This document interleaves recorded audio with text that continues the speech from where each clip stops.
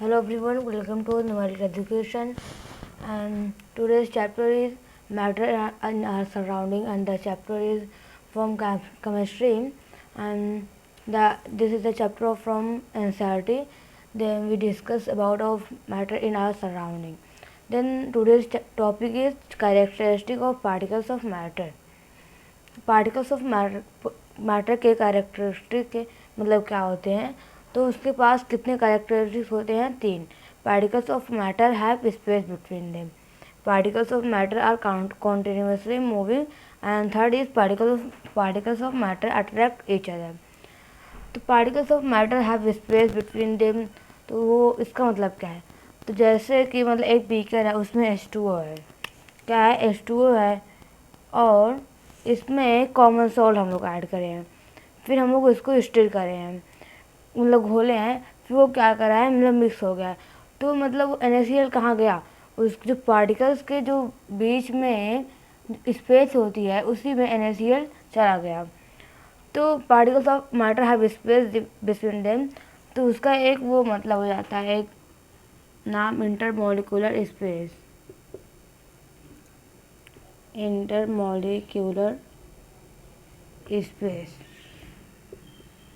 तो intermolecular space solid में negligible होता है, और लिक्विड में सॉलिड में ऐसे करके रहता है, मतलब उसमें वो मतलब नेग्लिजिबल मतलब ना के बराबर होता है. तो सॉलिड में बहुत नेग्लिजिबल होता है, और लिक्विड में सॉलिड से ज़्यादा होता है, और गैस में बहुत ज़्यादा फ्रीली मूव करते हैं.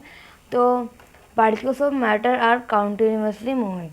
क्या होता है? पार्टिकल्स जो मैटर के पार्टिकल्स हैं वो कॉन्टिन्यूसली मूव करते रहते हैं. तो जैसे हम लोग मतलब मतलब कोई भी कुछ भी है, मतलब वाटर जैसे है, तो हम लोग उसको जैसे हीट कर रहे हैं, जैसे वाटर है, हम लोग उसको हीट कर रहे हैं. तो जो पहले मतलब था वो उसका टेम्परेचर कम था, जब हम लोग हीट करने लगे तो उसकी काइनेटिक एनर्जी ज़्यादा हो गई. तो टेम्परेचर जब राइज हुआ तो काइनेटिक एनर्जी राइज हुई.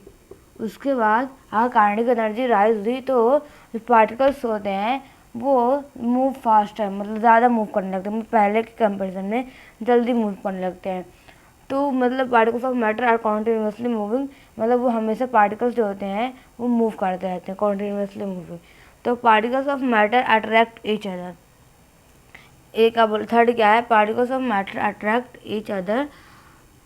तो इसमें क्या होता है? Intermolecular force of attraction. Intermolecular force of attraction. Force of attraction.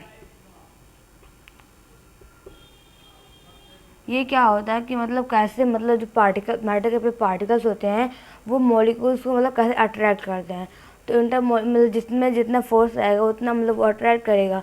तो सॉलिड में जो होता है उसमें जितना मतलब जिसमें मतलब स्पेस कम होगी उसमें उतना फोर्स रहेगा, जितना पास रहेंगे उसमें उतना जितना क्लोज रहेंगे उसमें इंटरमॉलिक्यूलर फोर्स ऑफ अट्रैक्शन ज़्यादा होगा.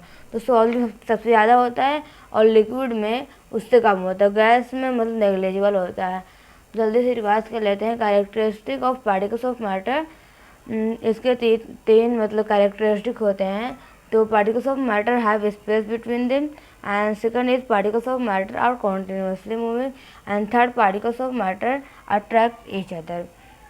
तो एक जो बीकर होता है उसमें स्टोर लिए, फिर NaCl ऐड करें, तो ये जो स्टिर करे, फिर उसके बाद NaCl गया कहाँ?